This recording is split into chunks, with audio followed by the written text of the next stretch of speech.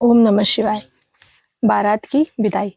ब्रह्मा जी बोले, हे नारद, इस प्रकार पतिव्रत्य धर्म का उपदेश सुनाने के पश्चात उन ब्राह्मण पत्नी ने मेना से पार्वती की विदा करने का अनुरोध किया। देवी मेना धैर्य धारण कर देवी पार्वती को बुलाकर बार बार गले लगाकर रोने लगी। देवी पार्वती भी रोने लगी। उस समय के विदाई दृश्य को देखकर स्वयं भगवान शिव भी रोने लगे। हिमवान पुत्री के गले लगकर रोने लगे। तब गर्ग जी ने अनेक प्रकार से समझाते हुए अध्यात्म विद्या का उपदेश दिया। देवी पार्वती ने भक्ति भाव से माता पिता को प्रणाम करके गुरु को भक्ति भाव से प्रणाम किया। पार्वती के रोने पर उनकी भुजाइयां भी रोने लगी। इस प्रकार सभी लोगों ने शिवा के प्रेम बस रोते हुए शुभ लग्न आने पर विदाई की तैयारी की एवं पालकी मंगवाई। ब्राह्मण पत्नियों ने शिवा को पालकी पर बैठाया और सबने आशीर्वाद दिया। माता पिता एवं ब्राह्मणों ने भी आशीर्वाद दिया। इस प्रकार शिवा ने अपने माँ, भाई, पिता, भुजाइयों, सखियों को प्रणाम कर पति गृह के लिए प्रस्थान किया। फिर कैलाश पहुंचकर भगवान शिव ने पार्वती से कहा, देवेश्वरी, तुम सदा से मेरी प्राण प्रिय रही हो। तुम्हें लीला पूर्वक इस बात की याद दिला रहा हूँ। तब देवी पार्वती बोली, हे प्राणेश्वर, मुझे पूर्व जन्म की सारी बातें याद हैं, परंतु इस समय इन बातों को छोड़कर जो आवश्यक कार्य है उसी को करें। ब्रह्मा जी बोले, हे नारद, पार्वती के इस प्रकार के मधुर वचन सुनकर प्रभु बड़े प्रसन्न हुए। उन्होंने नाना प्रकार की खाद्य वस्तुएं एकत्र कर भगवान विष्णु आदि देवताओं को खिलाई। इस तरह अपने विवाह में पधारे हुए अन्य आगंतुकों का भी भगवान शिव ने मधुर भोज्य सामग्री से स्वागत किया एवं सभी देवताओं ने रत्न विभूषित होकर अपनी पत्नियों एवं सेवक गणों के साथ उपस्थित होकर भगवान शिव को प्रणाम किया। फिर उनकी स्तुति और परिक्रमा कर शिव विवाह की प्रशंसा करते हुए स्वलोक को प्रस्थान किया। हे नारद, इस प्रकार मैंने परम पुण्यदायी, शोकनाशक, आनंददायी, धन, आयु वृद्धि करने वाला शिव वृत्तांत कहा।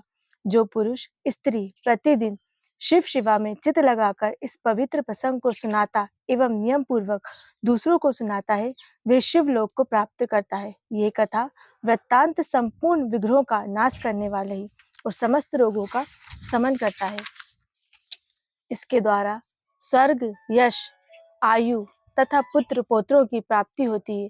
ये संपूर्ण कामनाओं की पूर्ति करता है। इस कथा के श्रवण से अपमृत्यु नहीं होती। अपने शुभ कामना में शिव संबंधी सभी उत्सवों में प्रसन्नता पूर्वक इस कथा का पाठ करना चाहिए। इति रुद्र संहिता पार्वती खंड पूर्ण।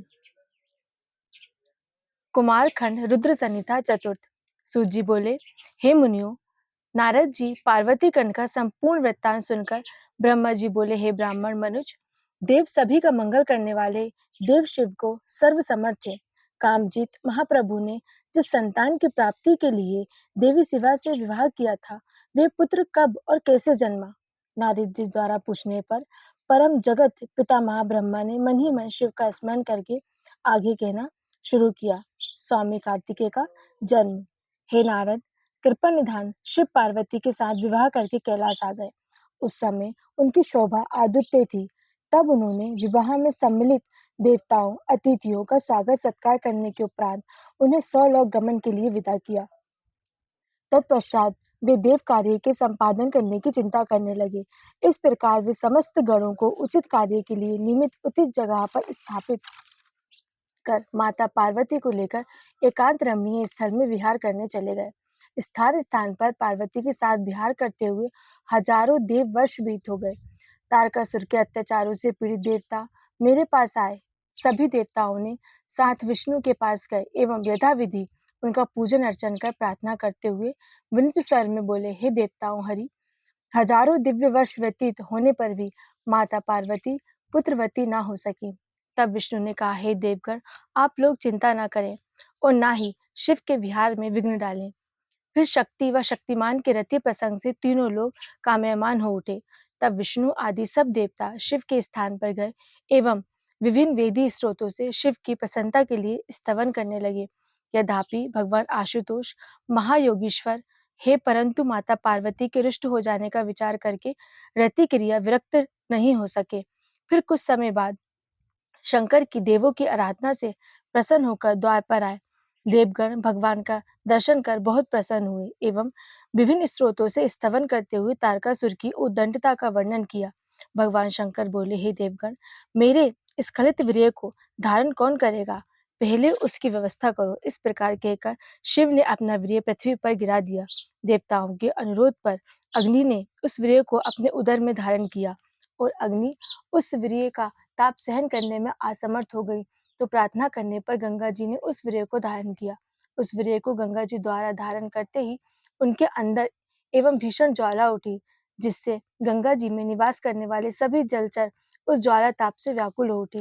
गंगा जी ने घबराकर शिव का वीर्य गंगा स्नान करती हुई सप्त ऋषियों की पत्नियों की योनि में स्थापित कर दिया, जिससे वे गर्भवती हो गई। उन्हें गर्भवती जानकर उनके पतियों ने उन्हें त्याग दिया और वे जाकर हिमालय पर तपस्या करने लगे। फिर उस वीर्य का ताप सहन न होने पर उन्होंने उसे गंगा जी में त्याग दिया और गंगा जी ने उछालकर सरकंडों के वन में पहुंचा दिया। वही उस वीर्य से एक परम तेजस्वी रमणीय सुंदर बालक उत्पन्न हुआ। उसके 6 मुख थे। उसके उत्पन्न होते ही शिव पार्वती को बड़ी प्रसन्नता हुई। ओम नमः शिवाय।